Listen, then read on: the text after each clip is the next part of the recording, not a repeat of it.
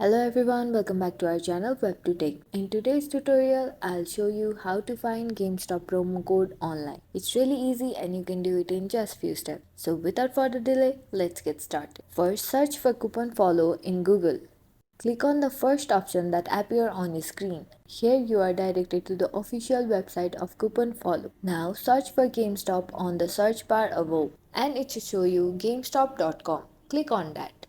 All the promo code available for GameStop is going to be shown over here. You can select any of these coupon as per your desire. Let's say you want to use this $25 discount coupon code. Simply tap on it.